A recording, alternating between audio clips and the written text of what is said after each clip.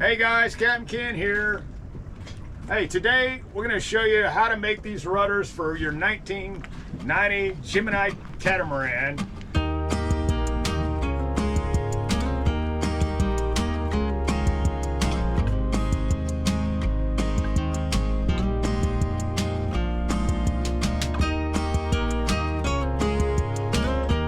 All right guys, we're going to go over how I designed them, how I made them, and the reason I made them that way. I kind of tweaked them out from what the original ones were.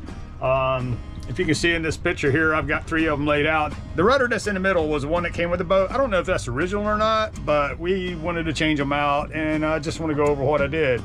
So here's the current rudder we have now. So, oh look, somebody's watching. Hey guys, Miss Kelly here. I'm helping.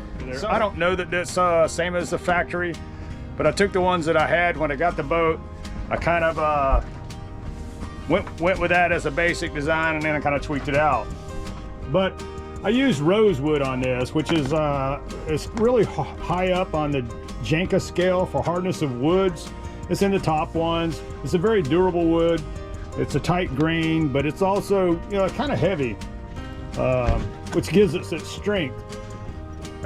In this picture here, I've got the 2 of the rudders that I'm making on different levels, and then the one in the center is the one that came with it, and that's the one I'm replacing.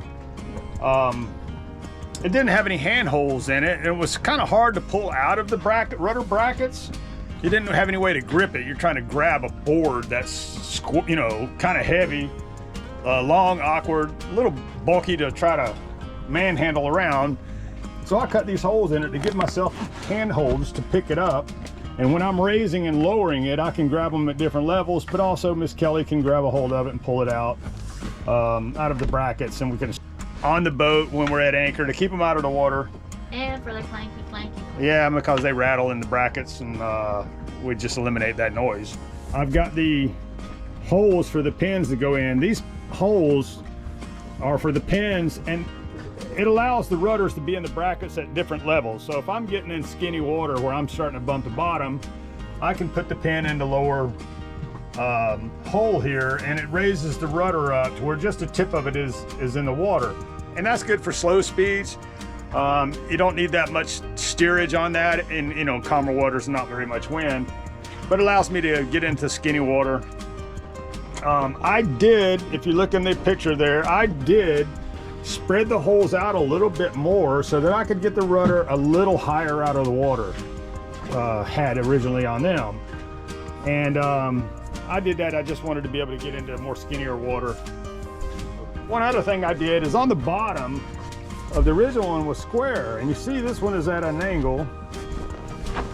I cut this at an angle so that, and this is the forward facing on this rudder, and I cut it at an angle, so if I'm running across bottom or hit a rock or something, my idea was that it would push the rudder up, and they will slide up and down in the bracket. They're not like pinned in one spot, so it will go up even though it has the pin in it, and it'll slide up.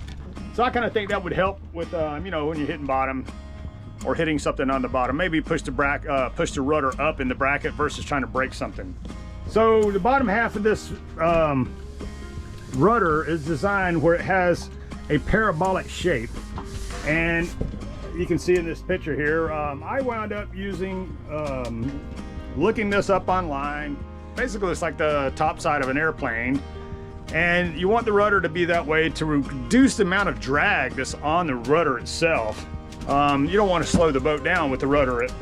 So I took the thickness and the width of this this board, I drew that shape out, and then I cut a piece of plexiglass so I could see through it, and cut out 1/2 of the shape. And I'm using that part, so I'm using that as a guide to get this rudders in those shapes, and so that they're even and uniform.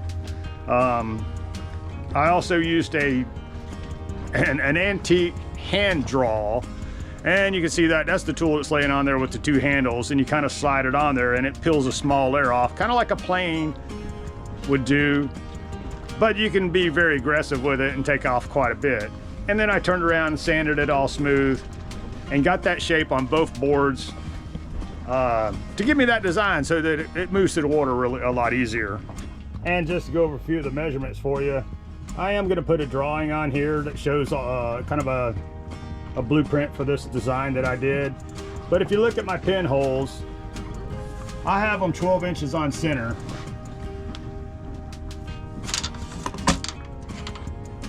And the holes themselves are 6 inches. They're 6 inches diameter, and so that gives me 6 inches in between, which is very it's quite a bit of wood. I don't have to worry about them splitting down the middle. After I got the shape and sanded down, I used a router to round over the edges all the way around it. The pinholes are rounded over, and the hand holes are rounded over. And I cut the holes kind of like to drop a little bit of weight off the board, but to give me a way to lifting this board out. The overall length of the original ones were 6 foot.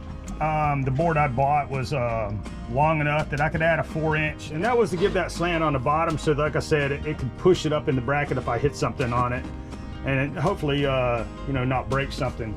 And the last thing is on this this rope here. This is for us to grab a hold of it and pull it out of the bracket, but it also keeps it from falling through the bracket, the rudder brackets, and it is on the forward edge of that rudder. So I did put 3 coats of polyurethane varnish on that,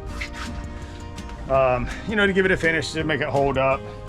It'll turn gray over time if you just leave it natural, but the wood won't really rot away or anything. All right, guys. Hey, I wish I had made a video when I started this. We didn't have the YouTube page when we started out on this. Hey, but maybe that'll help you out to get an idea of what to do and how to work that. Hey, be sure to push the like and share button. It helps our videos get watched or viewed. And if you haven't subscribed, you made it all the way this far to the end of the video, man. Hey, push that subscribe button. Hey, you guys have a great day, and thanks again from the Crooked Anchor.